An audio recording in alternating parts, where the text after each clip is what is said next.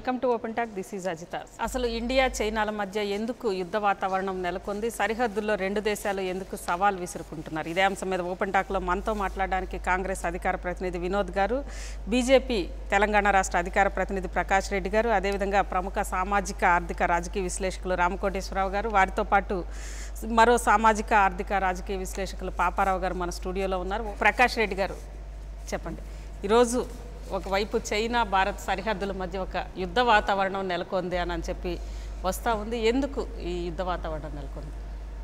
బేసిక్గా యుద్ధ వాతావరణం అనేది ఏం లేదు మేడం ఇప్పుడున్నంత పరిస్థితుల్లో. ఇప్పుడు అక్కడ సిక్కిం, భూటాన్, చైనా 3 బార్డర్స్లో అయితే మనం బంకర్స్ ఉన్నటువంటి బంకర్స్ మీద ధ్వంసం చేశారు. వాళ్ళు రోడ్డు వేయాలనే ప్రయత్నం చేస్తున్నారు. ఆ రోడ్డును భూటాన్కు మనకున్నటువంటి సైనిక ఒప్పందం ప్రకారం మన సైన్య సహకారం కోరింది భూటాన్ రోడ్డు వేస్తున్నప్పుడు.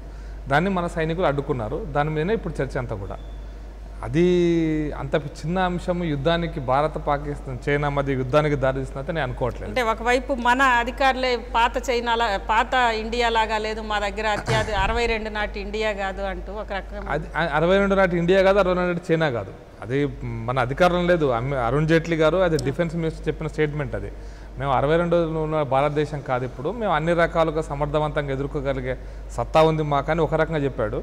62లో ఉన్న భారతదేశం యొక్క ఆర్థిక అంశాల విషయంలో కానీ, చైనాతో ఉన్న సంబంధాల విషయంలో కూడా ప్రపంచంలో వచ్చినటువంటి భౌగోళిక అంటే ఈ యొక్క రాజకీయమైన ప్రపంచ రాజకీయ చరిత్రలో వచ్చిన సంఘటనలో వచ్చినటువంటి మార్పుల వల్ల కానీ ఈరోజు 2 కూటమిలు లేవు. రష్యా కూటమి, అమెరికా కూటమి లేదు. కాబట్టి ఈ వియత్నాం ఇష్యూ మారిపోయింది. కొరియా ఇష్యూ ఇంకా డిఫరెంట్గా ఉంది. దక్షిణాసియా దేశాల్లో ఉన్న పరిస్థితి డిఫరెంట్గా ఉంది. కాబట్టి అంత ఈజీగా స్ట్రాటజిక్గా ఆస్ట్రేలియా, అమెరికా, న్యూజిలాండ్ ఇవి ఒక కన్సార్టియం కింద చైనా జలాల విషయంలో కొంత చర్చ ఉంది. కాబట్టి ఇదివరకు ఉన్నంత అంటే సిచ్యుయేషన్ అంతర్జాతీయ రంగంలో అంత ఈజీగా లేదని చెప్పడం జరిగింది ఈ రోజున. కాబట్టి అంత ఈజీగా చైనా మనతో యుద్ధం చేస్తున్నాను, మనం వాళ్ళతో యుద్ధం చేయగలిగే పరిస్థితి వాతావరణం నెలకొంటుంది అయితే నేను అనుకోవట్లేదు. ఇది ఆ మాత్రం ఉద్రిక్తతలు 67లో కూడా ఒకసారి వచ్చినాయి, 2 సార్లు వచ్చినాయి. అప్పుడప్పుడు పాకిస్తాన్తో ఉన్నప్పుడు సిచ్యువేషన్లో కూడా ఎటువంటి ఉద్రిక్త పరిస్థితులు వస్తుంటాయి. కాబట్టి ఇది నేను కూడా సమస్య ఖచ్చితంగా అతి తొందరలో పరిష్కారం అవుతుంది అనుకుంటున్నా. ఇది దౌత్యపరమైనటువంటి బయలాటరల్ డిస్కషన్స్లో ఖచ్చితంగా పరిష్కారం అవుతుందని నా అభిప్రాయం తప్ప యుద్ధం దాకా పోతుందని మాత్రం ఖచ్చితంగా అనుకోవట్లేదు. రైట్. వినోద్ గారు చెప్పండి, అంటే యుద్ధం దాకా పోతుందని ఎవరు అనుకోవట్లేదు, కానీ మరి ఎందుకు ఈ సవాళ్ళు ప్రతి సవాళ్ళు విసురుకుంటా ఒక రకంగా దేశ ప్రజల్ని భయభ్రాంతులను చేయడం కాదంటారా? ఇప్పుడు మన చైనా, భూటాన్, ఇండియా త్రికోణ ఏదైతే ఉన్నదో దాన్ని చికెన్ నెక్ అంటాం మనం. అంటే అది చాలా స్ట్రాటజిక్ పాయింట్. అది దాని ప్రాంతంలోనే చైనా సోల్జర్స్ వచ్చి పక్కా రోడ్డు బిల్డప్ చేస్తున్నారు. మన సైనికులను భూటాన్ వాళ్ళు ఇన్వైట్ చేయటం వల్ల భూటాన్కు మనకున్న ఒడంబడికల ప్రకారము వాళ్ళ డిఫెన్స్ పాలసీస్ అయినా, ఎక్స్టర్నల్ అఫైర్స్ రిలేషన్స్ అయినా మన భారతదేశమే వాళ్ళకు అన్ని విధాలా సాయం చేస్తుంది. అందువల్ల వాళ్ళు ఇలా రోడ్డు ఆక్రమించుకొని భూటాన్ వాళ్ళ ఏరియాను ఆక్రమించుకొని వీళ్ళు రోడ్డు నిర్మిస్తున్నారు. కాబట్టి భారత్ హెల్ప్ కావాలని అడిగారు. అయితే అప్పుడు మన సైనికులు వెళ్ళారు. దాంతో తోసుకోవటము, పూసుకోవటం అది జరిగిపోయి అలా ఆగిపోయింది. 3 వారాల పైన జరుగుతూనే ఉంది. ఇది చిన్న విషయం.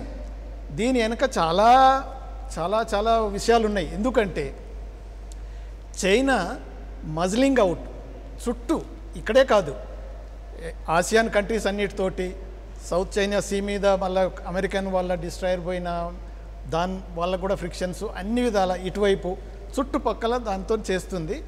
లేటెస్ట్గా జరిగింది ఏంటంటే OBOR 1 Belt 1 Road సిస్టంలో చైనా బ్రహ్మాండమైన కాన్ఫరెన్స్లు పెట్టేసి ఇంటర్నేషనల్ లీడర్స్ని అందరినీ పిలిచి ఏదో తన హెజిమోనీ లేకపోతే తన లీడర్షిప్ మొత్తాన్ని డిక్లేర్ చేసుకొని ట్రై చేసింది.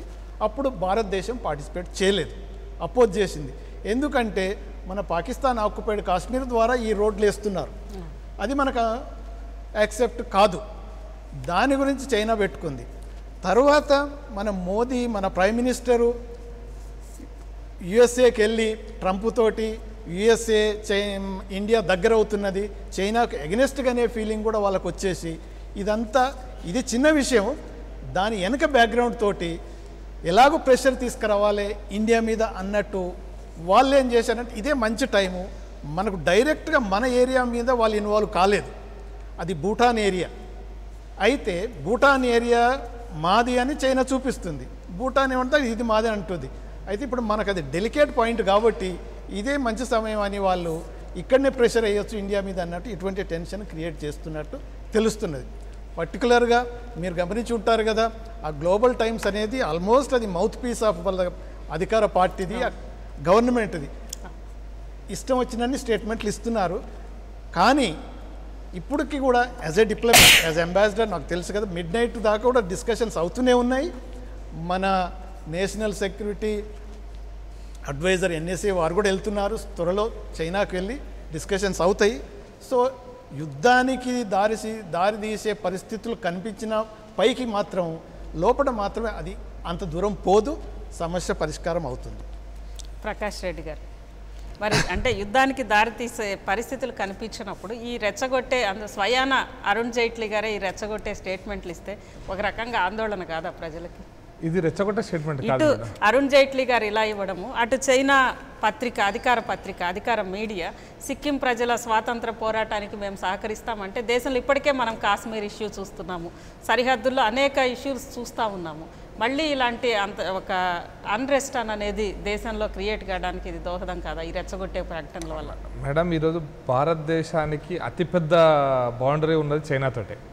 అది సిక్కిము, నేపాలు, భూటాను, నేపాలు కొంత మనకు బఫర్ కంట్రీస్గా మనకు ఉన్నప్పటికి కూడా మేజర్గా మనకున్నటువంటి మేజర్ బౌండరీ అంతా కూడా చైనాతో, అది కూడా స్ట్రాటజిక్ బౌండరీ. హిమాలయన్ మౌంటైన్స్ అనేటువంటిది ఒక రకంగా స్ట్రాటజీ, యుద్ధ వాతావరణానికి అది ఒక యుద్ధం చేయడానికి ఒక స్ట్రాటజిక్ ప్లేస్ అది మొత్తం సరిహద్దు అంతా కూడా. కాబట్టి అంత ఈజీగా మన యుద్ధానికి వాళ్ళు వస్తారనో ఈ స్టేట్మెంట్ అందుకోసం అయిపోయింది. ఈ స్టేట్మెంట్ను అనేక కోణాలు చూడాలి. 1962 పరిస్థితి లేదు అంటే దాని అర్థం సైనిక పాఠవంగా మనం పెరిగినాము, మనం కూడా ఈరోజు అనుపాటవ శక్తి మనకుంది, వార్ హెడ్స్ని తీసుకుపోగలిగే శక్తి మనకుంది. చైనాలో ఉన్నటువంటి అన్ని స్ట్రాటజిక్ నగరాల మీద అంటే మన యొక్క వార్ హెడ్స్ తీసుకుపోగలిగేటువంటి మిసైల్స్ మన దగ్గర ఉన్నాయని అదొక సంకేతం. ఎట్ ది సేమ్ టైం గత 40-50 సంవత్సరాలుగా, అంటే ముఖ్యంగా 78 తర్వాత భారతదేశానికి చైనాకు, లేదా 92 తర్వాత భారతదేశం యొక్క ప్రపంచ ఆర్థిక రంగం మారిన తర్వాత భారతదేశం చైనాకు అతిపెద్ద దిగుమతిదారు. ముఖ్యంగా భారతదేశం ఈ WTO సంతకం అయిన తర్వాత, మన దేశంలో ప్రపంచీకరణ జరిగిన తర్వాత మనం సర్వీస్ సెక్టార్లోనే బాగా విపరీతంగా మనం పెరగగలిగినాం. కానీ మ్యానుఫ్యాక్చరింగ్ సెక్టార్లో, ఉత్పత్తి రంగంలో ఈరోజు చైనానే ప్రపంచాన్ని డామినేట్ చేస్తుంది. అత్యధికమైన చైనా ఉత్పత్తులు దిగుమతి చేసుకునేటువంటి దేశాల్లో భారతదేశం కూడా ఒకటి. అంటే ఎక్కువ దీంట్లో అమెరికా, ఒకటి దేశాలు తప్పిస్తే మనం మేజర్ ఇంపోర్టర్స్ భారతదేశం కూడా. కాబట్టి ఒకవేళ ఎనీ కేస్ యుద్ధం కనుక వస్తే, అంటే ఎనీ కేసు రాదు కానీ ఎనీ కేసు వస్తే అది చైనా ఆర్థిక వ్యవస్థ కూడా అంతే ఈక్వలెంట్గా ప్రాబ్లం అవుతుంది. అది చైనా వాళ్ళకు కూడా తెలుసు ఆ విషయం. బెదిరించుకోవడం అనేది తప్పిస్తే, చర్చల కోసం బెదిరించడం విషయం తప్పిస్తే ఇది సాగేది కాదన్న విషయం తెలుసు. వారు సార్ చెప్పినట్టుగా ఈరోజు ఇప్పుడే కాదు, అట్లా అనుకుంటే నరేంద్ర మోడీ గారు ప్రధానమంత్రి అయినప్పుడు ఫస్ట్ బ్రిక్స్ మీటింగ్ జరిగింది. బ్రిక్స్ మీటింగ్లో కూడా చైనా తన ఆధిపత్యాన్ని చూపించుకొని చైనా మొదటి చైర్మన్గా ఉండాలనుకుంది. మనం రాజకీయ స్ట్రాటజిక్ ఎత్తుగడల వల్ల భారతదేశం మొదటి స్థానాన్ని తీసుకోగలిగింది. భారతదేశానికి మిగతా బ్రెజిల్కి వీటికి 50% షేర్ ఇచ్చి చైనా ఒక్కటే ఆధిపత్యం చూపించాలనుకుంది. ఈక్వల్ షేర్లో మనం బార్గెన్ చేయగలిగిన బ్రిక్స్ దాంట్లో కూడా. కాబట్టి బ్రిక్స్ ఏర్పాటు విషయంలో కూడా. కాబట్టి ఈ రోజున చైనా యొక్క ఆర్థిక అనేటువంటి అన్ని అంశాల విషయంలో భారతదేశం ఈక్వల్గా పడగలిగే పరిస్థితి నెలకొన్నప్పుడు ఎక్కడో అక్కడ ఈ యొక్క ప్రెషర్ టాక్టిక్స్ ఉపయోగించడం కోసం ప్రయత్నిస్తారు తప్పిస్తే అంతకంటే ఇందుట్లో ఏమి జరగదు. అరుణ్ జైట్లీ గారి స్టేట్మెంట్ను మీరు ఒక కోణంలో చూడాలి. అంటే వార్ చేయగలుగుతాము, చేస్తాము, మిసైల్స్ మన దగ్గర ఉన్నాయనే కోణంలో అనేది కాకుండా మారినటువంటి ప్రపంచీకరణ నేపథ్యంలో ఈరోజు ఆర్థిక అంశాలను అన్ని దేశాలతో ముడిపడిన అంశాలు ఉన్నాయి. చాలా దేశాలతో, ఒక చైనా భారతదేశంతో యుద్ధం చేస్తే మిగతా ప్రపంచ దేశాలతో కూడా ముడిపడినటువంటి అనేక సమస్యలు ఉన్నాయి. కాబట్టి అంత ఈజీగా ఈవెన్ కార్గిల్ వార్ అప్పుడు చైనా మన విషయంలో మనకు వ్యతిరేకంగా మాట్లాడినా it forced the Pakistan to withdraw the army. Even Kargil యుద్ధం లేటెస్ట్ కదా, కార్గిల్లో జరిగినటువంటి సంఘటన. కాబట్టి చైనా ఈ రోజున స్ట్రాటజిక్గా ఎన్ని మాట్లాడినా ఆ పొజిషన్లో లేదు. ఈవెన్ పంచన్ లామా మా భారతదేశంకి వచ్చినప్పుడు చాలా చర్చ ఇంతకంటే ఎక్కువ ప్రెషర్లోకి వెళ్ళిపోయినారు మన చైనా. అంటే సోషల్ దీంట్లో ఆస్పెక్ట్లో ఇది జరుగుతుందా, ఇదైతే చైనా ఏమవుతుంది, మళ్ళీ దలైలామా వచ్చినప్పుడు జరిగినప్పుడు పంచన్ లామా వస్తే ఇంకేమవుతుంది, ఇది ఇంకో రకమైనటువంటి మళ్ళీ యుద్ధానికి దారితీస్తుంది అనేటువంటి పరిస్థితి వచ్చింది కూడా. అప్పటికి కూడా అన్ని కన్సిడర్ అయిపోయినాయి. ఈ రోజున పరిస్థితులలో చైనా కూడా యుద్ధానికి రెడీగా ఉందని మాత్రం నేను అనుకోవట్లేదు. ఎందుకంటే ఆల్మోస్ట్ ఆర్థిక అంశాల విషయంలో మనకు వాళ్ళకు బైలాటరల్ ట్రేడ్ అనేది విపరీతంగా సాగుతుంది ప్రపంచంలో. ఇంకోటి ఆ సిక్కిం అనే ఆ రోడ్ అవుతుందో అదే మనకు స్ట్రాటజీగా కూడా ఇంపార్టెంట్ రాబోయే రోజుల్లో. అంటే బైలాటరల్ ట్రేడ్ దౌత్యపరంగా మనం కనుక ఆర్థిక అంశాలతో ట్రేడ్ చేయగలిగితే అది మనకు స్ట్రాటజిక్ ప్లేస్. కాబట్టి ఆ ప్లేస్లో అక్కడ ఉన్నటువంటి పరిస్థితులలో యుద్ధం ద్వారా ఆ ప్లేస్ స్ట్రాటజిక్గా యుద్ధానికి కేంద్ర బిందువు అయితే నేను అనుకోవట్లేదు. పాపారావు గారు చెప్పండి. అంటే ఈరోజు ఒక రకంగా సరిహద్దుల్లో సవాళ్లు చేసుకుంటున్నారు కదా, దేనికోసం అని అనేది యుద్ధం జరిగే అవకాశం ఉందా అంటే దానికి సంబంధించి చెప్పండి. ఇదేదో అంటారు కదా, ఏంటంటే ఇక్కడ 67 నుంచి ఇప్పుడు ఎక్కడైతే ఆ చికెన్ స్నెక్ అని ఆ ఏరియాలో జరుగుతున్న ఇది చూసారా, 67 నుంచి 62లో యుద్ధం జరిగింది. అది వదిలేయండి, 67 నుంచి అక్కడ ఘర్షణలు జరుగుతూనే ఉన్నాయి. 2 సార్లు జరిగినాయి. అదే జరుగుతున్నాయి. అయితే కొంచెం ఎక్కువ ఎస్కలేట్ అయింది ఇప్పుడు. దానిలో పెద్ద అంటే నాకు ఎలా ఉందంటే ఆ రోజు నాకు అంటే ఆయన చెప్పిన దానిలో నాకు నా నచ్చని నేను వ్యతిరేకించేవి ఉన్నాయి, కానీ ఆయన చెప్పిందంతా తప్పని నేను అంటలా మిత్రులు. ఎందుకంటే ఆ రోజు నాకు 2 ఫోన్ కాల్స్ వచ్చింది. చెబుతా ఉదాహరణ, యుద్ధం వచ్చేసిందని ఒకళ్ళు ఫోన్ చేశారు, వెంటనే ఓ బయట కావాలన్నారు టీవీ బయట. ఒక రకంగా వీళ్ళ ప్రకటనలు చూస్తే అలా అనుకున్నాం. మనం కూడా దానిలో భాగస్వామ్యం కావద్దని చెబుతున్నాం. యుద్ధం ఏమి రాలా, ఆయన చెప్పింది కరెక్ట్, అక్కడ యుద్ధం ఏమి రాలా, రాదు కూడా. స్ట్రాటజిక్ సవాళ్ళు ఏదో జరుగుతుంది, దాన్ని ఎస్కలేట్ చేసి ఇప్పుడు దాని చుట్టూ రకరకాలైనటువంటి మిస్టీరియస్ విషయాలు, లేని విషయాలు, ఉన్న విషయాలు కల్పించుకొని. ఎందుకంటే ఒక టెన్షన్ ఇన్సెక్యూరిటీ ఉన్న వాతావరణం వస్తే లేని కూడా పుడతాయి, కొత్త గాసిప్. దీనివల్ల ఉపయోగం ఏం లేదు. ఒకటి గుర్తుపెట్టుకుంటే ఎవరికైనా భారతదేశానికి మిత్రులు చెప్పినట్టు భారతదేశానికి కూడా ఆర్థిక అభివృద్ధి కావాలి. ఈరోజు చైనాకు కూడా ఆర్థిక అభివృద్ధి కావాలి. చైనా అసలు ఎక్కువ మనకి వ్యాపారం ఉందే చైనాతో ఎక్కువ ఉంది. అమెరికాతో కంటే కూడా చైనాతోనే ఎక్కువ ఉంది వ్యాపారం. పెట్టుబడులు కూడా అక్కడి నుంచి చాలా వస్తున్నాయి. అసలు ఆఖరికి మీరు స్టార్టప్స్ కూడా చైనా నుంచి చాలా పెట్టుబడులు వస్తున్నాయి, వెంచర్ క్యాపిటల్ చాలా వస్తుంది. ఇన్ని ఉన్నాయి. ఇక్కడ ఎక్కడ యుద్ధం రావాలి ఏమో, అది అంత ఈజీ ఏం కాదు. అది ఎక్కడంటే పూర్తిగా మనం ఏదో పక్షం పూర్తిగా ఇంకేమీ లేదు నాకు మిగిలింది సర్వనాశనం అయిపోయారు అనుకున్నప్పుడే జరుగుతుంది. అదేం కాలేదు కదా. అది వాళ్ళ వల్ల వీళ్ళు కాల, వీళ్ళ వల్ల వాళ్ళు కాదు. బోర్డర్లో సరిహద్దులు తగాదాలు లేని దేశాలు ప్రపంచంలో లేవు. చాలా దేశాలకు బోర్డర్లు ఉన్నాయి. నేను అనుకోవటం నాకు తెలియదు, కానీ అమెరికాకి కెనడాకి కూడా బోర్డర్ ఉంది కదా, ఆ బోర్డర్లో కూడా ఏదో ఒకటి ఉంటుంది డిస్ప్యూట్, చిన్నదో పెద్దదో. కింద మెక్సికో ఉంది, కడతానన్నాడు. అంత మాత్రాన అమెరికాకి మెక్సికోకి యుద్ధం వచ్చినట్ట. అంటే దీనివల్ల ఎవరు ప్రయోజనాలు నెరవేరుతాయి? యుద్ధం అని కలవరిస్తున్నారు ఎవరు? ప్రయోజనాలు ఏంటి అన్నది ఇంత మరి ఇలాంటి వాతావరణం లేనప్పుడు ఇంత రెచ్చగొట్టే ప్రకటనలు ఎందుకు? దాని వెనక వ్యూహం ఏంటి అని అనేదాన్ని. ఒకటి మామూలుగా ఇలాంటి డీవియంట్ ఆలోచనలు ఎప్పుడు ఎవరికి మొదలవుతాయి, ఎప్పుడు ఇలాంటివి జరుగుతాయి అంటే ఏదో ఒక బలహీనత ఏ పక్షాన ఉంటే ఆ బలహీనతని కప్పెట్టుకోవడానికో దాని మీద నుంచి అటెన్షన్ దృష్టి మరలించడానికో ఇది అవసరం అవుతుంది. లేకపోతే ఎప్పుడు ఉందే కదా అంతర్జాతీయంగా ప్రతి దేశం చేస్తున్న పని. ఏ దేశమైనా తను దేశంలో సమస్యలు ఉన్నప్పుడు బయట శత్రువుని చూపించేది ఇది నడుస్తున్న కథే ఎక్కడైనా సరే. సమస్యలు ఎవరికి ఉన్నాయి, వాళ్ళకున్నాయా మనకున్నాయా, మన సమస్యలు పెద్దయా వాళ్ళ సమస్యలు పెద్దయా, ఎవరికి దీనికి అవసరం ఉందంటే ఎవరు అంచనా వాళ్ళది. ఈరోజు చెప్తున్నా. అయితే నేను చెప్పేది ఒకటే, ఇది అన్నీ కాదు. నాకు అర్థమైనంతలో ఏంటంటే అమెరికాతో మనం స్నేహం చేస్తున్నాం ఈరోజు. సంబంధం లేనట్టు అనుకోకండి, టాపిక్తో సంబంధం ఉంది. అమెరికాతో స్ట్రాటజిక్ పార్ట్నర్షిప్ పెట్టుకున్నాం. సరే ఇజ్రాయెల్ విషయం వెళ్ళొచ్చారు, అది ఇప్పుడు చర్చ కాదు. అది దానివల్ల మనకి డైరెక్ట్గా ఇజ్రాయెల్తో ఎప్పుడు తగాదు. సరే పాలస్తీనా విషయంలో మనకేదో మనకున్నాయి, అది వేరే విషయం. అయితే అమెరికాతో అంత దగ్గరికి వెళ్ళాం. అమెరికాతో అంత దగ్గరికి వెళ్తే అమెరికా చేస్తున్న పనులు ఏంటి? మనల్ని ఏమో టిబెట్ విషయంలో మనల్నే కాదు ప్రపంచంలో అందరినీ కీ ఇస్తానికి ట్రై చేస్తుంటారు. మనమేం వెళ్ళం కానీ వాళ్ళు కీ ఇస్తాం కానీ వెళ్తాం కానీ కాదు. అయితే టిబెట్ మీదే చైనా వాళ్ళదేనని చెప్పి 1,00,000 సార్లు అమెరికా ప్రెసిడెంట్లే మాట్లాడతారు. అమెరికా ప్రెసిడెంట్లు చైనా వెళ్ళంగానే టిబెట్ చైనాదే చక్కగా దొంగచాటుగా దలైలామాని గరుస్తారు. ఇది నడుస్తున్న కథ. మనకు మాత్రం ఎందుకు తగాదా చైనాతో చెప్పండి? అమెరికా వాడి తరఫున నేను అంటల్లా. మనకి ప్రస్తుతం నాకు అర్థమైనంతలో ఏంటంటే మనకు కూడా ఏమి అక్కర్లా, చైనాకు కూడా మనతో అక్కర్లా. ఈ రెండు దేశాలు ఇప్పుడు ఆ రష్యా కూడా అటు పక్కన ఉంది. సరే పాకిస్తాన్తో మనకు పట్టలేదు సరే, కానీ ఈ మధ్యకాలంలో పాకిస్తాన్తో కూడా మనం యుద్ధం చేయడం అవసరం లేదనేది మీటింగ్లు కూడా జరుగుతున్నాయి. ఇక్కడ మనం కూడా శాంతిగానే ఉండాలి, అటు ఇటు జరగాలని. నిజం ఇదంతా ఉంటే ఎంత బాగుంటుంది. రష్యా, పాకిస్తాన్, చైనా ఎంత విశాలమైన మొత్తం ప్రపంచాన్ని తన ఆర్థికాభివృద్ధితో నియంత్రించడం అంటే దాన్ని డైరెక్షన్ ఇవ్వగలిగినటువంటి ఇది వస్తుంది. అవన్నీ వదిలేసి ఇప్పుడు H1B వీసాల గురించి అమెరికా పోయి పార్ట్నర్షిప్ పెట్టుకున్నాం, స్ట్రాటజిక్ పార్ట్నర్షిప్. అంటే అర్థం ఏంటి? స్ట్రాటజిక్ పార్ట్నర్షిప్ అంటే ఏంటి?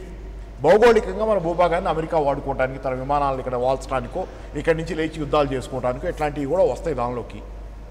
ఇది చేసుకున్నాను తప్పితే మన పిల్లలు అక్కడ ఉన్నారు చాలామంది. నేనేమి H1B వీసాలు అందరూ అమెరికా వెళ్ళిపోండి పోలోమని అది తప్పితే బతకలేము మనం అని చెప్పటల్లా. భారతదేశం చాలా గొప్పది, చేసుకుంటే మనకి ఇక్కడ చాలా గొప్ప విషయాలు ఉన్నాయి. నేను అదేం చెప్పటల్లా. కాకపోతే పోయారు కదా పిల్లలు, అక్కడ చాలామంది ఉన్నారు. నేను ఇవాళ చూసే ఒక క్లాస్ చెప్పాను, నేను ఒక లెక్చర్ ఇచ్చాను. లెక్చర్ ఇస్తే ఆ క్లాస్లో కూర్చున్న పిల్లల్లో వాళ్ళ సంబంధం లేదు, ఒక జర్నలిజం లెక్చర్ అది. వాళ్ళు జర్నలిజంకి వచ్చారు. చూస్తే ఆ లెక్చర్లో కనపడ్డ పిల్లల్లో నేను ఎవరెవరేంటో ఫస్ట్ క్లాస్ కదా ఇంట్రడ్యూస్ చేసుకుంటే 60% ఇంజనీరింగ్ చదివిన పిల్లలు ఉన్నారు. వాళ్ళంతా సాఫ్ట్వేర్లో ఏదో అయ్యి అమెరికా పోవాలనుకున్న వాళ్ళు ఇక్కడికి వచ్చి కూర్చున్నారు ఆఖరికి. అది అవ్వదని ఎన్ని జరుగుతుంటే H1B వీసాల గురించి మనం ఒక్క మాట ఎత్తల. అమెరికా మోడీ గారు పోతే ఒక్క పల్లెత్తు మాట మాట్లాడకుండా స్ట్రాటజిక్ పార్ట్నర్షిప్ ఎవరి కోసం ఎందుకోసం చేస్తున్నాం? ఈ బలాబలాలు తేల్చుకోవటమేనా మన పని? 24 గంటలు మనం ఆర్థికంగా అంతర్గతంగా బలంగా ఉంటే మనల్ని ఎదిరించగలిగిన వాళ్ళు ఎవరూ లేరు. చైనా కూడా అదే వ్యూహాన్ని అనుసరించింది చాలా కాలం క్రితం. డెంగ్ సియాఓపింగ్ ఓ మాట చెప్పాడు, మీకు పెద్ద పెద్ద గోల్డ్లు ఉంటాం కాదు, పెద్ద పెద్ద గోల్డ్లు శక్తివంతులు కావటం కాదు, పులికి గోల్డ్ ఉన్నట్టు మీకు ఉండొచ్చు, కానీ ఆ గోల్డ్ని చూపించకండి, మీ శక్తి నేను ప్రదర్శించక్కర్లా, మీ పని మీరు చేసుకోండి, గోల్డ్ ఇలా లోపల పెట్టుకోండి, నేను శక్తివంతుడిని ప్రపంచానికి ఏం ఎగ్జిబిషన్ అక్కర్లేదు అన్నాడు. ఇట్లా వ్యూహాత్మకంగా వాళ్ళు ఆర్థికంగా అంతర్గతంగా డెవలప్ చేసుకుంటూ వచ్చారు. గతంలో పడిపోయిన సోవియట్ యూనియన్కి భిన్నంగా చేసుకుంటూ వచ్చారు. గతంలో సోవియట్ యూనియన్ ఏం చేసింది? అంతర్గతంగా బలహీనపడతా అంతర్జాతీయంగా రాజకీయాల్లో యాక్టివ్ పాత్ర పోషించింది. అందువల్లే అది పతనం అయింది. దానివల్ల ఈ పాఠం నేర్చుకుని అంతర్గతంగా బలపడ్డారు చైనా వాళ్ళు. ఆ బలమే ఇప్పుడు వాళ్ళకి అన్ని చోట్ల అమెరికాతో గట్టిగా మాట్లాడినా అమెరికా కూడా అన్నింటిలో తలగుతుంది. చైనా దగ్గర ఎక్కడ పోగలుగుతుంది? ట్రంప్ ఎన్ని మాటలు మాట్లాడాడు అధికారంలోకి వచ్చే లోపు? చైనా మెడలో ఉంచుతాను, చర్చలకు కూర్చోబెడతాను, వాడు అంత తెలుస్తాను అన్నాడు. ట్రంప్ ఒక మాట మాట్లాడటం పోయి అక్కడ కూర్చున్నాడు, మన మీద మాట్లాడుతున్నాడు. ప్యారిస్ ఒప్పందం నుంచి వైదొలగటానికి ప్యారిస్ ఒప్పందం వైదొలగటానికి కారణం ఏం చెప్పాడు? బిలియన్ల కొద్ది డాలర్లు భారతీయులు తీసుకుపోతున్నారు, ఇక్కడ మా డబ్బులని చెప్తున్నాడు. మనం ఇట్లా మాట్లాడగలుగుతున్నాడు. చైనా గురించి మాట్లాడగలుగుతున్నాడా? ఆ ఇంటర్నల్ స్ట్రెంత్ మనకు కూడా రావాలి. ప్రపంచంలో అమెరికా ఒకటే కాదు, ఏ దేశం కూడా, చైనా కానీ ఏ దేశమైనా కానీ మనల్ని ఇష్టం వచ్చినట్టు మాట్లాడే అది పరిస్థితి మాత్రం ఉండకూడదు. దానికి మనం అంతర్గతంగా ఆర్థికంగా బలపడితే తప్పితే అది సాధ్యం కాదు. దాన్ని వదిలేసి మనం దీని గురించి ఎంత చర్చించినా దానివల్ల ప్రయోజనం లేదు. నేను ఇంకో పుస్తకం పేరు చెబుతా తర్వాత మీకు. ఇప్పుడు మనకు బేసిక్గా కావాల్సింది చైనా భారతదేశాల మధ్యన ఈ టెన్షన్ బార్డర్లో డెవలప్ అయింది. ఎందుకు టెన్షన్ డెవలప్ అయింది, దానివల్ల కాన్సిక్వెన్సెస్ ఏముంటాయి, దాన్ని మనం పరిష్కరించుకోవటం త్వరలో జరుగుతుందా లేదా, అది ముఖ్యం ఇప్పుడు. ఎందుకంటే చైనా మనందరికీ తెలుసు ఒక నెక్స్ట్ సూపర్ పవర్, అమెరికనే సూపర్ పవర్ కాదు, మేము ఈక్వల్గా సూపర్ పవర్ అని వాళ్ళు డిక్లేర్ చేశారు. అయితే వాళ్ళ హెజిమోనీకి, వాళ్ళ సుప్రిమసీకి ఇండియా అడ్డుపడుతుందనే వాళ్ళకు లోపల చాలా ఉన్నది. అది మనం గమనిస్తూనే ఉన్నాం. కాకపోతే ఇండియాను డౌన్ చేయడానికి పాకిస్తాన్ కార్డు రెగ్యులర్గా ప్లే చేస్తున్నారు, అది జరుగుతుంది. రీసెంట్ డెవలప్మెంట్స్ ఏది 1 బెల్ట్ 1 రోడ్ ఏదైతే సిస్టాన్ని వాళ్ళు ఎంత చేయాలనుకున్నారో అది మనం కాదన్నాం. తర్వాత ట్రంప్ మోదీ క్లోజ్గా కావటం అనేది జరిగింది. తర్వాత మనం ఈ ఆసియాన్కు మనం క్లోజ్ అయిపోయాం. ఆసియాన్ కంట్రీస్తో పాటు కూడా చైనాకు బోల్డ్ అని ప్రాబ్లమ్స్ ఉన్నాయి. అది సౌత్ చైనా సీలో, తర్వాత ఈ ఫిలిప్పైన్స్ నుంచి, మలేషియా నుంచి వీళ్ళందరికీ అటువంటి ప్రాబ్లమ్స్ అన్నీ ఉన్నాయి. కాబట్టి ఇండియాను డౌన్ చేయగలిగితే, అంటే ప్రెషర్లో పెట్టగలిగితే మనం అనుకున్నది ఈ ప్రాంతం అంతా మనం చేసుకోవచ్చు అనేది చైనా ఊహ. ఒక్క నిమిషం సార్. చైనా నేనేం చైనాను సమర్థించడానికి చెప్పట్లా, వాస్తవాలు ఎక్కడ చూసినా ఈ కాదు. వాస్తవం ఏంటంటే ఒక భూటాన్ మాత్రమే మనకి దగ్గరగా సన్నిహితంగా ఉంది. నేపాల్ కూడా మొన్నటిదాకా ఉంది, అటు ఇటుగా ఉంటుంది. ఇప్పుడు అటు కాసేపు ఇటు కాసేపు ఉంటుంది. మొత్తానికి చైనా పరిధిలోనే ఉంది. ఈరోజు శ్రీలంక చూసుకున్నా, పాకిస్తాన్ అయితే చెప్పక్కర్ల అవుట్ రైట్. శ్రీలంకలో కూడా నౌక ఇది కట్టు. మన చుట్టూ ఉన్న దేశాలన్నింటిలో చైనాకు ఉన్నటువంటి పలుకుబడి ఈరోజు మనకు లేదు. ఏ కారణంతో వాళ్ళు ఏమైనా చేయనియండి.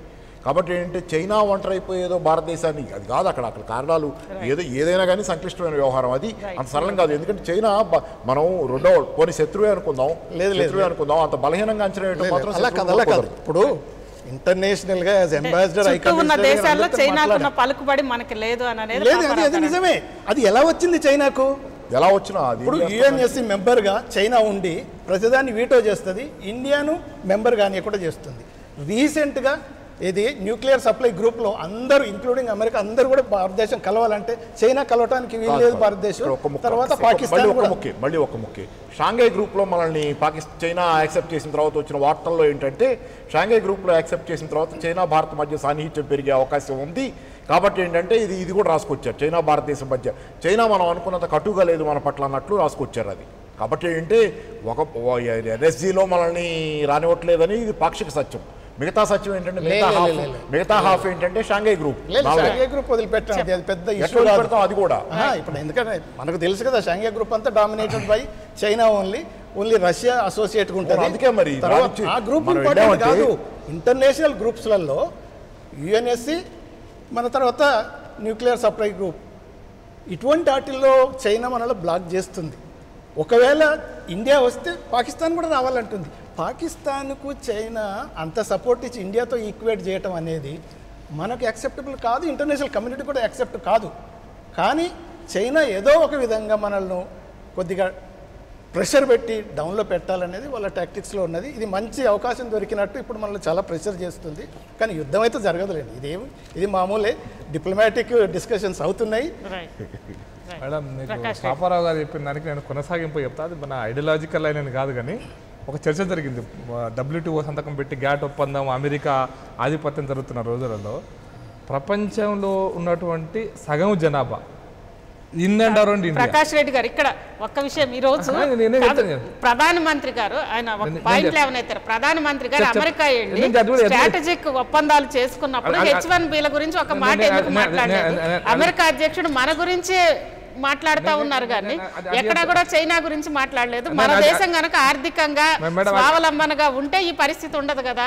అది రెండో పాయింట్ కూడా చెప్తాను నేను. అది రెండో పాయింట్ నేను చెప్తాను. మరి చెప్పిందని లేవనెత్తిన అంశం ప్రధానమంత్రి అంశం రెండో పాయింట్కి లేవనెత్తారు కూడా చెప్తాను. నేను ముందు చెప్తామని అనుకున్నాను. మొత్తం ఇన్నండి అంటే భారతదేశం చుట్టే ఉంది. ఇన్ని WTO ఒప్పందాలు జరిగిన తర్వాత మన దేశంలో 91లో మనకు ఈ WTO సంతకం పెట్టేసేసి మన గ్యాట్ ఒప్పందంలోకి వెళ్ళిపోతే, WTO దాంట్లోకి వెళ్ళిపోతే ఇక భారతదేశం విపరీతంగా ఎగుమతులు చేసుకోవచ్చు. ఇది కదా మన చర్చ చెప్పి భారతదేశాన్ని ప్రజలందరినీ కూడా చెప్పింది. ఏం చేయగలుగుతున్నాం మనం? ఒకటి ఆయన కొంచెం యాడ్ చేస్తా, ఆయన తర్వాత మాట్లాడు ఒక్క నిమిషం. తర్వాత చైనాని కూడా రమ్మన్నారు WTO, చైనా వెళ్ళింది. ఇంకేముంది, బోన్లో పెట్టేసాం చైనా అమెరికా వాడు అనుకున్నాం. ఈ రోజు పరిస్థితి ఏంటంటే చైనా WTOలోకి వెళ్ళాక ఈ రోజు పరిస్థితి ఏంటంటే అమెరికా WTOని వదిలేసి వెళ్ళిపోయే పరిస్థితి వచ్చింది. చైనా నేను చెప్పబోయే పరిస్థితి ఎందుకు వచ్చింది అంటే ప్రపంచంలో రాళ్ళు మనుషులు లేని గ్లాసులు, రాళ్ళు, టేబుల్ వస్తువులు కొనవు. నాకు అద్దాలు కావాలన్నా, వాచ్ కావాలన్నా, షర్ట్ కావాలన్నా ఏ ఉత్పత్తి జరిగినా మనుషులు కొంటారు. మనుషులు ఉన్నది నీ చుట్టుపక్కల 350 కోట్ల మంది. ఇండోనేషియా, భారతదేశం, బంగ్లాదేశ్, పాకిస్తాన్, చైనా ఇవి తీసుకుంటే 350 కోట్ల ప్రపంచ సగం జనాభా నీ పక్కన ఉన్నప్పుడు వ్యాపారం కనుక చేయాలనుకుంటే మనుషులతోనే చేస్తాం కదా, మనుషుల దేశంతో చేస్తాం. రాళ్ళ గుట్టలు నువ్వు ఎంత ఉత్పత్తులు పంపించినా కెనడాలో 3 కోట్ల జనాభానే కదా, నువ్వు చేయగలిగింది ఏమున్నది అక్కడ? కెనడాతో బయలాటర్ల ఒప్పందాలు చేసుకొని వ్యాపారం చేయాలనుకుంటే ఏమవుతాడు? 3 కోట్ల మందికి ఏం కావాలో గంతే అమ్ముతాం, 300 కోట్ల మందికి ఏం కావాలో ఇక్కడ అమ్ముతున్నారు. కాబట్టి ట్రేడ్ రిలేషన్షిప్లో మనకు ఈ యొక్క స్ట్రాటజిక్ ఎత్తుగడలలో మనం మొదటి నుండి మనం ప్రజలకు చెప్పేదో రాజకీయ ఎత్తుగడలలో మనం ఫెయిల్ అవుతున్నాం తప్పిస్తే WTO సంతకం పెట్టిన తర్వాత మనకు వచ్చిన ఒరిగింది ఏమీ లేదు. ఈ రోజున మనకి ఇంపోర్ట్స్ పెరిగింది తప్ప ఎక్స్పోర్ట్స్ ఏం పెరగలేదు. 20% మనకు 20% ట్రేడ్ అంటే డెఫిసిట్ ఉన్నటువంటి భారతదేశం 91లో ఈ రోజున 35% పెరిగింది ట్రేడ్ డెఫిసిట్, మనకి ఎక్స్పోర్ట్ ఇంపోర్ట్స్ గ్యాప్. దీనివల్ల మన భారతదేశానికి వచ్చింది ఏమీ లేదు. మన ఏదో ముచ్చట్లు చెప్పుకొని మన ఇక మన నాయకులు ఆ రోజున ప్రపంచీకరణ చేయడం వల్ల మనకేదో ఒరిగిపోయిందని చెప్పి ముచ్చట్లు చెప్తున్నారు తప్ప ఐ డోంట్ బిలీవ్, వ్యక్తిగతంగా నేను దాన్ని బిలీవ్ చేయట్లేదు ఈ రోజు వరకు కూడా. అదే స్ట్రాటజీలో ఈవెన్ నరేంద్ర మోడీ గారు కూడా ఉన్నారు. అందుకోసం నరేంద్ర మోడీ గారు కమింగ్ టు దట్ పాయింట్, ఎక్కడ కూడా మనం WTO ఒప్పందం ప్రకారం మనం వాణిజ్యం పెరుగుతున్నటువంటి కాన్సెప్ట్లోంచి ద్వైపాక్షికమైనటువంటి చర్చలు, ద్వైపాక్షికమైనటువంటి అగ్రిమెంట్స్ ద్వారానే మన యొక్క వ్యాపారం పెరుగుతుంది, మన ఎగుమతులు పెరుగుతాయి, మనకు టెక్నాలజీ వస్తుంది, మనకు పెట్టుబడులు వస్తాయి. అందుకోసమే ముందు వీసా H1 వీసా గురించి చెప్పకంటే ముందు వారు నరేంద్ర మోడీ గారు చెప్పారు, లేబర్ గారు చెప్తున్నాను, ప్రోటోకాల్స్కి భిన్నంగా ప్రోటోకాల్స్ను దాటి గుజరాత్కి వెళ్ళి చైనా యొక్క నాయకుడిని నరేంద్ర మోడీ గారు ఇన్వైట్ చేసిన తర్వాత గుజరాత్లో చర్చలు జరిగాయి, బయట జరగలే. గుజరాత్లో చర్చలు జరిగినప్పుడు మనం చైనా అక్కడ కూడా స్ట్రాటజిక్ ఒప్పందాల్లో అతి ముఖ్యమైన ఒప్పందం ఏంటంటే కనీసం నెక్స్ట్ 5 సంవత్సరాలలో 2.5 కోట్ల పెట్టుబడులు విత్ టెక్నాలజీ, సాంకేతిక పరిజ్ఞానాన్ని భారతదేశానికి ట్రాన్స్ఫర్ చేస్తూ ఉత్పత్తులు పెంచాలి, అది ఉత్పత్తి రంగంలో పెట్టుబడులు పెట్టాలనేటువంటి చైనా భారతదేశం గురించి ఒప్పందం. అది చిన్న ఒప్పందం ఏం కాదు, అది మామూలు స్ట్రాటజిక్గా కూడా. ఆ తర్వాత మీకు ఇంట్రెస్టింగ్, బీజేపీ ఎన్డీఏ ప్రభుత్వం మోడీ గారు తీసుకున్న నిర్ణయాలలో అంతకుముందు ఎక్స్టర్నల్ అఫైర్స్ సెక్రటరీగా ఉన్నటువంటి వ్యక్తి సుజాతారావు గారు తీసేసి ఏ వ్యక్తి అయితే చైనాలో 6 సంవత్సరాలు ఎంబాయిడర్గా పనిచేసిన వ్యక్తిని ఎక్స్టర్నల్ అఫైర్స్ సెక్రటరీగా నియమించారు. ఎందుకు అంటే చైనాతో మన స్ట్రాటజిక్ ఎంత ముందు ఉండాలనే దానికి ఒక మచ్చుతనకి ఎగ్జాంపుల్ చెప్తున్నాను. చైనాతో మనం ఉండాల్సిన అంటే మిత్రుడు ప్రకాష్ గారితో నాకేమీ భిన్న, అతను ఆయనతో మిగతా ఏ విషయాలు ఏం లేవు. ఈ విషయంలో నాకున్న ఏంటంటే మీరు అంతగా చైనాతో దగ్గర అవ్వాలనుకున్న వాళ్ళు అమెరికాకి అంత స్ట్రాటజిక్ పార్ట్నర్షిప్కి వెళ్ళరు. సరిహద్దుల్లో కవింపులు కూడా అయితే దీంట్లో ఉన్నది ఒకటి సారి చెప్పినట్లు ఒక పారాడైమ్ షిఫ్ట్ అంటూ ఉండదు. అంటే ఈ రోజు మొత్తం అమెరికాకు తెగదెంపులు తీసేసుకొని చైనాతో మనం ఇమీడియట్ ఉండలేము. దీంట్లో ఒక చిన్న ఎగ్జాంపుల్ బాధ ఒకటి, స్ట్రాటజిక్ పార్ట్నర్షిప్ లోకి వెళ్తే వాళ్ళు ఉండేవారు మిమ్మల్ని మీకు ఇప్పుడు అందుకోసం ఎక్స్టర్నల్ అఫైర్స్ ఇష్యూస్ ఎక్కడ కూడా ఈ రోజు ఇక్కడ ఉన్నటువంటి నిర్ణయం తీసుకుంటే భారత ప్రభుత్వం ఒక ఒప్పందం గుర్చుకున్న తర్వాత తెల్లారి ఇంకొక ఒప్పందాన్ని మనం ఈ ఒప్పందాన్ని మరి ఇప్పుడు వారు ప్యారిస్ ఒప్పందాన్ని రద్దు చేసుకోవడానికి చాలా క్లింటన్ ఈరోజు ప్రపంచ దేశాల నుంచి ఎదుర్కొంటున్నాడు, పెద్ద సవాళ్ళు ఎదుర్కొంటున్నాడు, సమస్యలు ఎదుర్కొంటున్నాడు. అంత ఈజీగా బయటకు పోలేడు కూడా, ఎందుకంటే పర్యావరణ విషయంలో మిగతా ఆంక్షలన్నీ కూడా అమెరికా మీద రాబోతున్నాయి ఆ ఆంక్షలన్నీ కూడా. కాబట్టి అంత ఈజీగా బయటకు పోయి సర్వైవ్ కావడం అమెరికా కూడా అంత ఈజీ కాదు.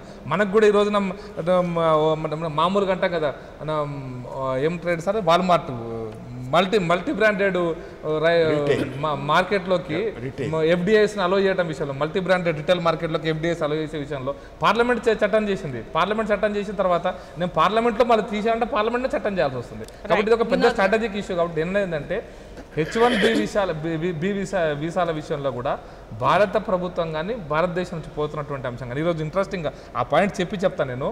భారతదేశానికి మన దురదృష్టమా అదృష్టమా రెండు మనం ఎట్లా ఊహించుకోవాలని తెలియదు కానీ 4 లక్షల కోట్ల రూపాయలు మన యువత కానీ మన శ్రమశక్తి విదేశాల్లో పనిచేస్తున్నందుకు వస్తున్నటువంటి డబ్బు ఈరోజు భారతదేశానికి మన ఉత్పత్తి మనం ఎక్స్పోర్ట్ చేయడం వల్ల కాదు, ఒక రకంగా మన రిసోర్సెస్ ఎక్స్పోర్ట్ చేయడం, హ్యూమన్ రిసోర్స్ అది తగ్గుతుందా, అది రిపాట్రియేషన్స్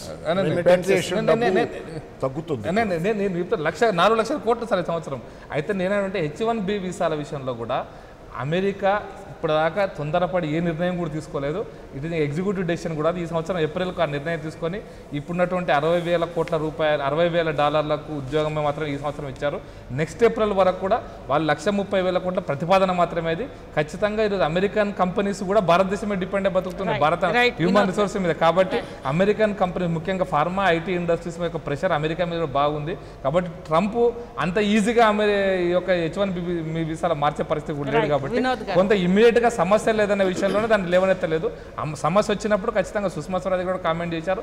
ఈ అంశం విషయంలో మేము ఖచ్చితంగా బయలాటరల్ ద్వైపాక్షిక చర్చల ద్వారా ఖచ్చితంగా సమస్య పరిష్కారం. అయితే అంతకంటే ముందు అసలు ఆ H1B వీసాలకు అయితే స్టేక్ హోల్డర్స్ ఉన్నారో వాళ్ళు ముందు మాట్లాడుతున్నారు కదా, వాళ్ళు మాట్లాడినాక కదా ఇష్యూ రాకపోతే అప్పుడు మాట్లాడేది. ఇప్పుడు ఉన్నటువంటి ఎన్డీఏ యొక్క స్ట్రాటజీ అది మొత్తం కూడా. అంటే ఇది యుద్ధము వీటన్నిటికంటే మించి ఆర్థిక సంబంధాలే మొత్తం ఈ అంశాలన్నింటినీ కూడా ప్రభావితం చేస్తాయనేది ఇటు పాపారావు గారు కానీ ప్రకాష్ రెడ్డి గారు కానీ అంటున్నారు. దాన్ని మీరు కూడా అంగీకరిస్తారు, ఎందుకంటే ప్రపంచానికి అతిపెద్ద మార్కెట్ ఇక్కడే ఉంది కాబట్టి. దాంట్లో ఏమాత్రం డౌట్ లేదండి. ఇప్పుడు ఆర్థికంగా ఏ దేశం అయితే బలంగా ఉంటుందో, ఫర్ ఎగ్జాంపుల్ మేము డిప్లొమాటిక్ కమ్యూనిటీలో చెక్ బుక్ డిప్లొమాసీ అని అనేవాళ్ళం.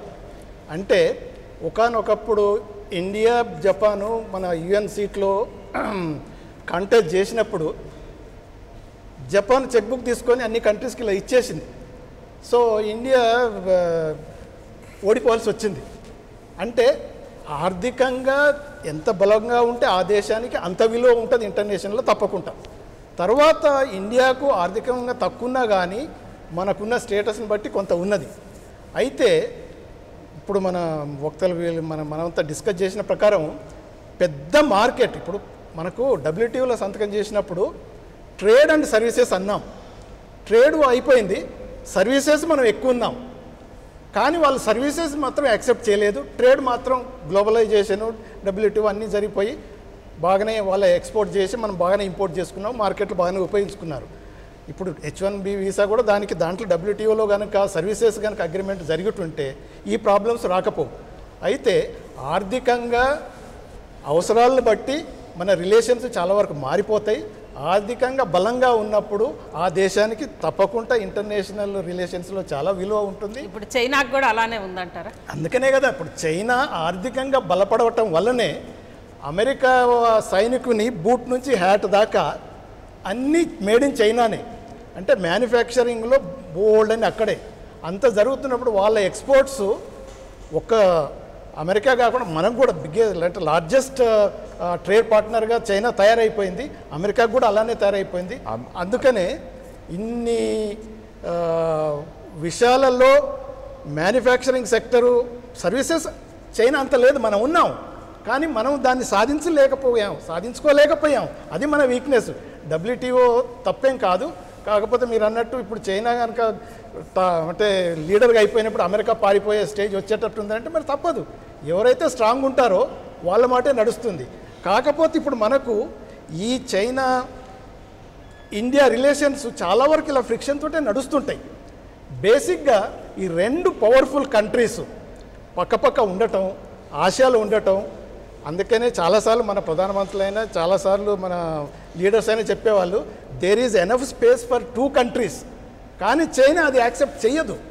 వాళ్ళ నేచర్ ఏంటంటే ఇండియా మామూలు వీఆర్ కంపీటింగ్ ఓన్లీ విత్ అమెరికాను డామినేట్ చేయాలనేంత స్టేజ్లో ఉన్నోళ్ళు ఇండియా మనకు అడ్డుపడుతుందా అనేది వాళ్ళు మాత్రం లోపల ఉండుంటుంది. కాకపోతే ఇండియా కూడా మనకున్న స్ట్రాటజిక్ వాట్ ఎవర్ పార్ట్నర్షిప్ అనుకోండి, రిసోర్సెస్ అనుకోండి ఉపయోగించుకొని అమెరికన్ ఇంట్రెస్ట్నే కాకుండా అమెరికాకి ఇంట్రెస్ట్ ఉన్నది ఇండియాను వాడుకొని చైనాను కంట్రోల్ చేయాలన్నట్టు ఉన్నది. కానీ మనం కూడా మన స్ట్రాటజిక్ రిలేషన్షిప్ను అమెరికాతోనైనా ఇజ్రాయెల్తోనైనా రష్యాతోనైనా మనం ఉపయోగించుకొని మనం ఈక్వల్గా చైనా కంటే తక్కువేం కాకుండా మనం ప్రోగ్రెస్ కావాలి. మనం ఆర్థికంగా బాగా డెవలప్ అయినప్పుడు మనకు ఆ విలువ కూడా వచ్చేస్తుంది. ఇంకొక విషయం మేడం, అంటే ఈ సందర్భంగా వారు చెప్తున్నారు కానీ WTO సంతకం పెట్టేటప్పుడు బయర్స్ మార్కెట్ అనుకుని ప్రపంచం అంతా ఈరోజు బయర్స్ మార్కెట్ అన్నప్పుడు కండిషన్స్ భారతదేశం పెట్టాలా అమెరికా పెడతారు ఆ కండిషన్స్?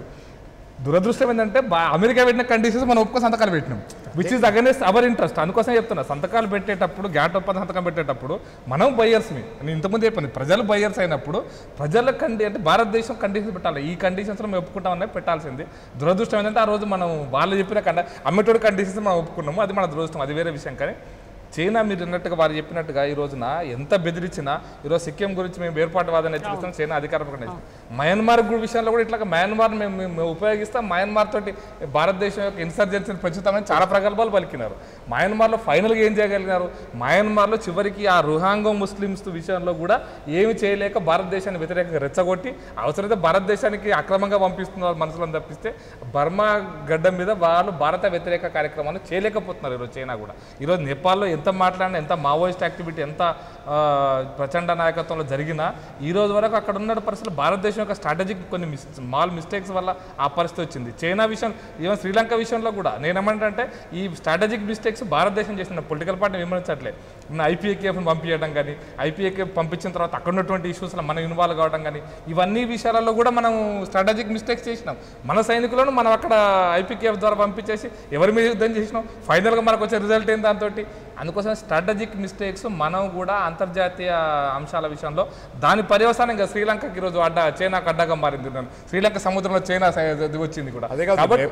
నేపాల్ విషయంలో కూడా అదే జరిగింది. స్ట్రాటజిక్ డెసిషన్స్ విషయంలో మనం చేస్తున్న తప్పులు చైనాకు ఉపయోగించుకుని తప్పిస్తే మనం స్ట్రాటజిక్గా లేవనేటువంటిది మన పొలిటికల్ సిస్టమ్ స్ట్రాటజిక్గా లేదా మన నేషనలిస్టిక్ ఇంట్రెస్ట్ స్ట్రాటజిక్గా లేదా అంతర్జాతీయ విషయాలలో మనం అన్ని పొలిటికల్ పార్టీస్ కామన్ దీనికి రావాల్సిన అవసరం ఉండే, WTO విషయంలో కూడా మనం కామన్ కంక్లూజన్కి రావాల్సిన అవసరం ఉండే. దురదృష్టవశాత్తు అది మనం జరగలేదు భారతదేశంలో. అక్కడ అంతర్జాతీయ ఒప్పందాల విషయంలో ఖచ్చితంగా కన్సెన్సస్ డెవలప్ చేయడం అనేది మంచి పరిస్థితి జరగలేదు దేశంలో. దీని పర్యవసానంగా జరుగుతున్నటువంటి పరిణామాలను మనం ఈ రోజున ఇంకో రకంగా చూడకూడదు. ఇప్పటికైనా సరే ఖచ్చితంగా ఈ సమస్యని పరిష్కారం అయితే ఒక చిన్న విషయం చూసాం. మరి ఈ మధ్యలో జపాన్కు ప్రైమ్ మినిస్టర్ పోయినప్పుడు ఇంటర్నేషనల్ అంశాల విషయంలో చైనా యొక్క అంటే ఈ యొక్క ఏమంటారు విస్తరణవాదం ఇంపార్టెంటా అభివృద్ధివాదం ఇంపార్టెంట్ అనే పదవి ఉపయోగించినప్పుడు అది జపాన్కు చైనాకు మధ్యలో ఉన్నటువంటి అనేకమైనటువంటి స్ట్రాటజిక్ విషయాలలో చైనాను దృష్టిలో పెట్టుకునే ప్రధానమంత్రి ఈ జపాన్ గడ్డ మీద మాట్లాడనటువంటి ఒక చర్చ కూడా అప్పుడు చైనా ప్రొటెస్ట్ చేసింది ఆ స్టేట్మెంట్ విషయంలో. వీఆర్ నాట్ అంటే విస్తరణవాదం మాది కాదు అని. ఇట్లా కొన్ని అది కొరియా విషయంలో కావచ్చు, వియత్నాం విషయంలో కావచ్చు చైనా తీసుకున్నటువంటి స్ట్రాటజిక్ డెసిషన్స్. బట్ ఏదేమైనా భారత ప్రభుత్వాలు ఏమైనా సరే ఎవరి ప్రభుత్వంలో ఉన్నా కూడా మనం మన ఆర్థిక అంశాల విషయంలో, మన భౌగోళికమైన అంశాల విషయంలో మనం భారతదేశంలో ఉన్నటువంటి అన్ని రాజకీయ పార్టీల యొక్క కామన్ ఒపీనియన్తో కనుక ముందుకు పోయి ఉంటే బాగుండేది. ఇక ముందు జరుగుతాను మాత్రం ఖచ్చితంగా చెప్పగలను. రైట్. పాపారావు గారు ఇది ఇక్కడే కాదండి, స్ట్రాటజిక్ మిస్టేక్స్ వల్లే భారతదేశం చుట్టుపక్కల ఉన్న దేశాలన్నిటితో కూడా శత్రుత్వం తెచ్చుకుందనేది మీరు ప్రకాష్ రెడ్డి గారు ఇద్దరు అంటున్నారు. ఇకపై అలా జరగదు, ఇంకా స్ట్రాటజిక్గానే వెళ్తున్నామా అని అనేది ప్రకాష్ రెడ్డి గారు అంటున్నారు. ఎల్టలా ఇప్పుడు కూడా అదే కదా నేను అనేది. ఈ రోజు ఇప్పుడు చైనా విషయంలో జరుగుతుంది కూడా స్ట్రాటజిక్ మిస్టేక్ కాదా? కాదు నేను చెప్తున్నా ఒకటే వినండి. ఇక్కడ dragon on hour door step అని కొత్త పుస్తకం ఉంది. Dragon on hour door step. ఈ పుస్తకం సారాంశం ఏంటంటే ఇది మిలిటరీ పవర్స్ని కంపేర్ చేసింది. ఇక్కడే ఉంది, అన్ని బుక్ షాప్స్లో ఉంది దరిదాపుగా. నేను చదవలేదు కానీ చెబుతున్నాను, సమ్మరీ చదివాను, లోపల చూశాను బాగా.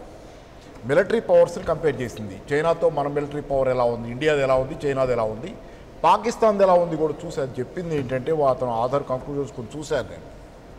చైనాతో కష్టం మనం గెలవటం ఎందుకో చెప్పాడు. మనం దిగ్భ్రాంతి చెందే విషయం ఏంటంటే, ఆశ్చర్యపోయే విషయం, పాకిస్తాన్తో కూడా యుద్ధం గెలవదు ఇండియా అన్నట్టు రాశాడు అతను. అది కరెక్ట్. ఎంత ఆశ్చర్యకరమైన విషయం.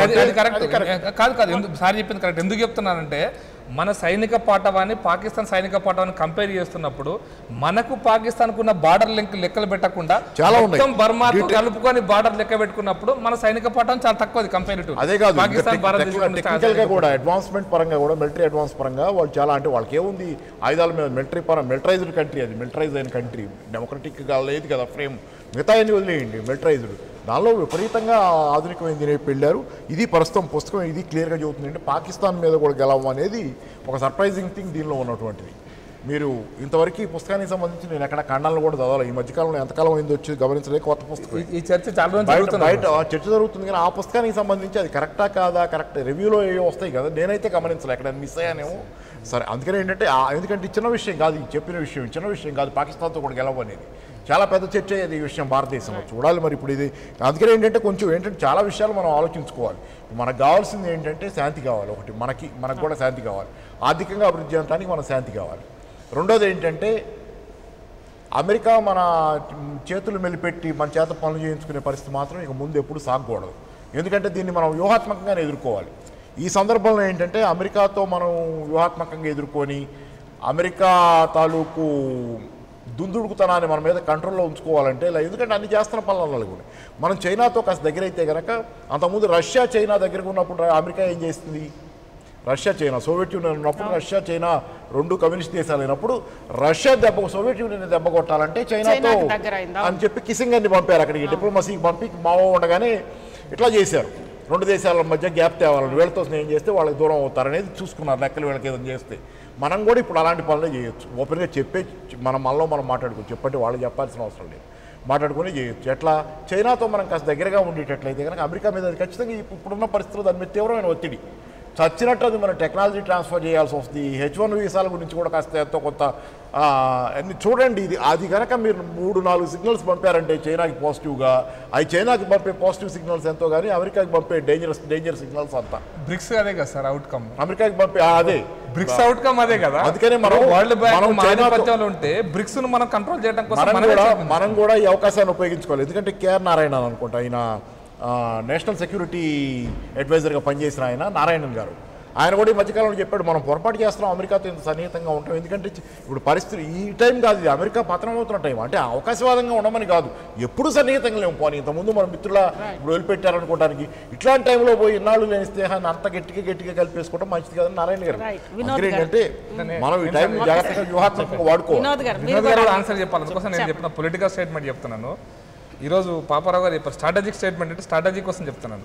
ప్రధానమంత్రి గారు 15th ఆగస్టు నాడు ఎర్రకోట నుంచి ఒక మాట చెప్పాడు, గిల్గిత్ బల్తిస్తాన్లో మీరు Indian human rights, Kashmir human rights గురించి మాట్లాడుతున్న వాళ్ళు గిల్గిత్ బల్తిస్తాన్లో హ్యూమన్ రైట్స్ ఏంది, అవసరమైతే బెలూచిస్తాన్లో కూడా మేము ఏమైనా చేయగలుగుతాం మీరు కనుక ఇటువంటి పిచ్చి పని చేస్తారని ఒక మాట అన్నాడు.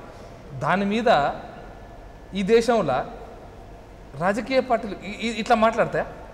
భారతదేశ ప్రపంచంలో కూడా ఇట్లా మాట్లాడతారా? ఇది స్ట్రాటజిక్ స్టేట్మెంట్, అది ప్రధానమంత్రి ఇచ్చింది. బెలూచిస్తాన్ విషయంలో, గిల్గిత్ బాల్తిస్తాన్ విషయంలో అక్కడ ఉన్నటువంటి ఇప్పుడు జస్ట్ లైక్ టిబెట్ లాంటిది అక్కడ ఉన్నటువంటి వాళ్ళు లండన్లో పోయి ఉద్యమాలు చేస్తున్నారు. గిల్గిత్ బాల్తిస్తాన్ అది రాజకీయ పరంగా టిట్ ఫర్ టాట్ జరిగింది సరే, దాని వరకు నేనేం మాట్లాడటం దాని గురించి కాదు. ఇప్పుడు నేను అంటుంది ఆర్థికంగా మనం బలపడాలి కంటిన్యూషన్. టారిఫ్లు తగ్గించమంటుంది ఇండియా. టారిఫ్ మన గొడవ అంతా అదే కదా. మనం పోతే మన H1ల గురించి మాట్లాడకుండా టారిఫ్లు తగ్గించాడు అంటే మన మార్కెట్ అంతా ఇంకా ఓపెన్ చేయండి అని. ఇప్పుడు చేసింది చాలదు, వాళ్ళ మార్కెట్ ఏమో మూసేసుకుంటారు, మన మార్కెట్ ఓపెన్ చేయాలి.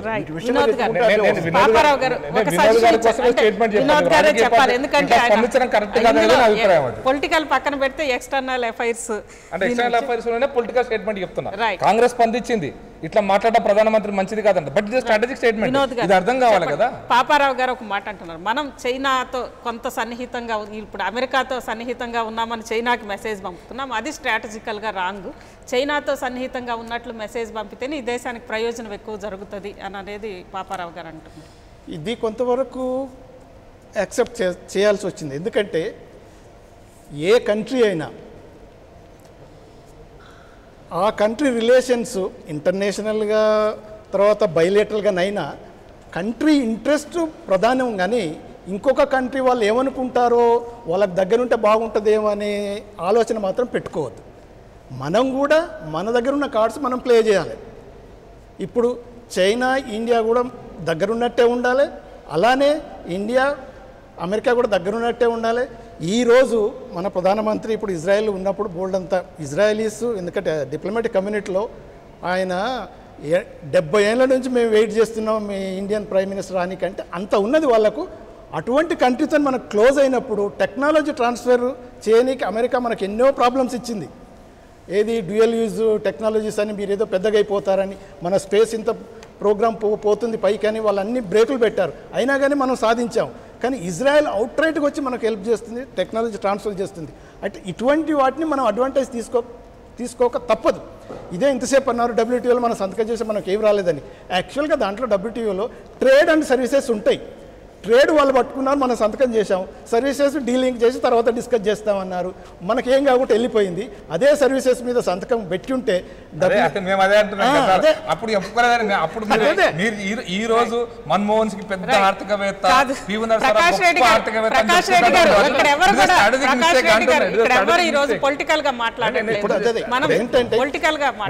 Country interest is more important than any relationship.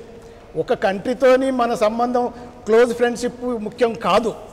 డిప్లొమసీలో countries interest is the supreme, దాని తర్వాత ఫ్రెండ్లీ రిలేషన్స్, దాని తర్వాత అపోనెంట్ రిలేషన్, ఇవన్నీ ఉండాలి.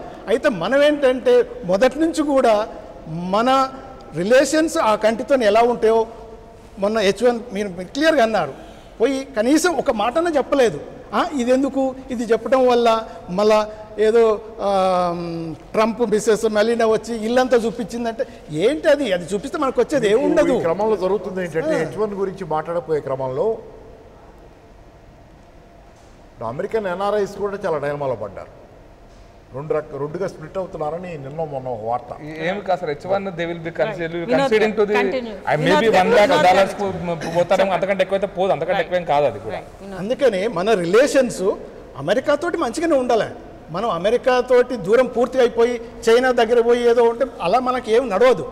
సో మనకు నైబర్ చైనా కాబట్టి ఫ్రెండ్స్ని ఎంతమంది మనం మార్చుకోవచ్చు, నైబర్స్ని మార్చలేము, అది రియాలిటీ. తర్వాత చైనా ఇంత డెవలప్ అయిపోయి ఆర్థికంగా మిలిటరీగా అన్ని విధాలా బలపడి ఉన్నప్పుడు మనం కూడా జాగ్రత్త పడాల్సి వస్తుంది. మన రిలేషన్స్ చైనాతోటి కూడా మంచితోనే నడిపించాలి. యుద్ధం కనుక చిన్నపాటి సంఘర్షణ జరిగిన రెండు దేశాలకు నష్టం జరుగుతుంది. మనం డెవలప్ కావాలంటే మనకు తప్పకుండా పీస్ ట్రాంక్విలిటీ ఉంటేనే మనం ప్రోగ్రెస్ అవుతాం, బిజినెస్ నడుస్తుంది. అందుకనే చైనాతోటి కూడా మనం ఈ అన్ని సార్ట్అవుట్ చేసుకోవాలి. ఇది అవుతుంది. కాకపోతే ఏంటంటే చైనా ఒక్కొక్కసారి ఏం చేస్తుంది, వాళ్ళు అనుకున్న మాట మనం కొద్దిగా అడ్డు పడ్డప్పుడు ఏదో ఒక విధంగా ఇలా గిచ్చుతుంటుంది. అటువంటిది ఇది జరిగింది అనేది మాత్రం చాలా వరకు రైట్. డిప్లొమాటిక్ కమ్యూనిటీలో అది అర్థమవుతుంది. ఇంకొక విషయం ఏంటంటే ఈ టెన్షన్స్ ఇంత దూరం రాని కూడా ఈ వార్తలలో ఇలా జరుగుతుంది అలా జరుగుతుంది. యాక్చువల్గా మన జైట్లీ గారు ఇచ్చిన స్టేట్మెంట్ దానికి కౌంటర్ ఇచ్చారు. ఆ గ్లోబల్ టైమ్స్ ఏమన్నది, చైనా ఇప్పుడు కనుక యుద్ధం వస్తే 62 కన్నా ఎక్కువ సఫర్ అవుతుంది ఇండియా అని వాళ్ళు స్టేట్మెంట్ ఇస్తే పాపం ఆయన ఏం చేశాడంటే డిఫెన్స్ మినిస్టర్గా 62లో ఉన్న ఇండియా కాదన్నాడు. మళ్ళీ తర్వాత చైనీస్ డిప్లొమాట్స్ కూడా ఢిల్లీలో కూర్చొని ఇప్పుడు ఏది బ్రిక్స్లో మా ప్రెసిడెంట్ కలుస్తలేడు పిఎం తోటి, అది అటువంటివన్నీ ఇవ్వకూడదు మేము డిప్లొమాట్స్గా. అదేంటంటే ఇది ఒక విధంగా ప్రొవొకేషన్ లెక్క అవుతుంది. ఇవన్నీ కొంతవరకే కానీ ఇవన్నీ సర్దుకుంటాయి, మనకేం యుద్ధం రాదు.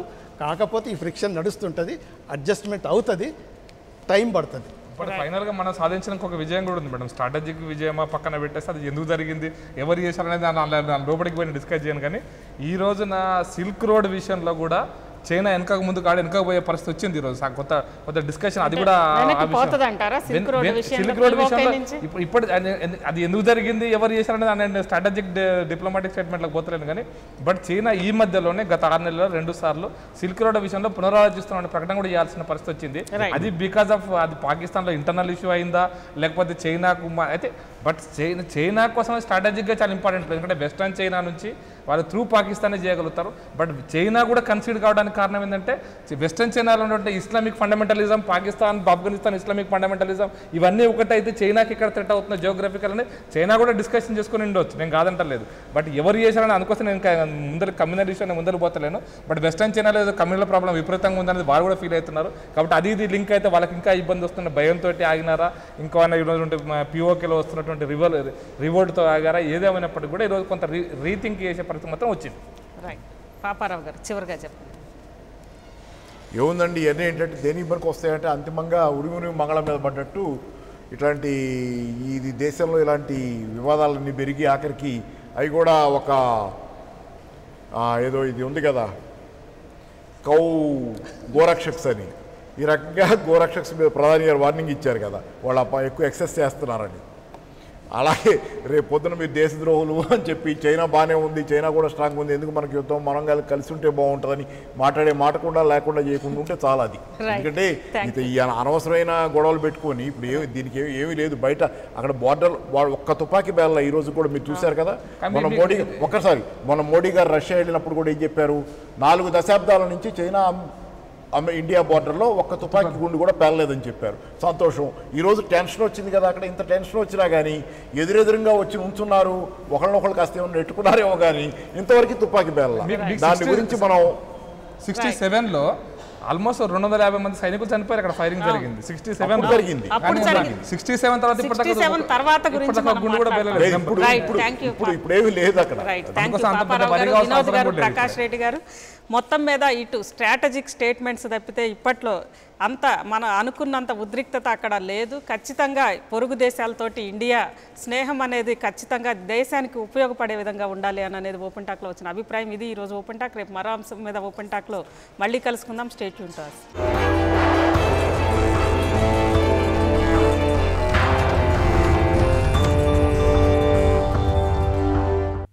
For more updates, please subscribe 99 TV Telugu.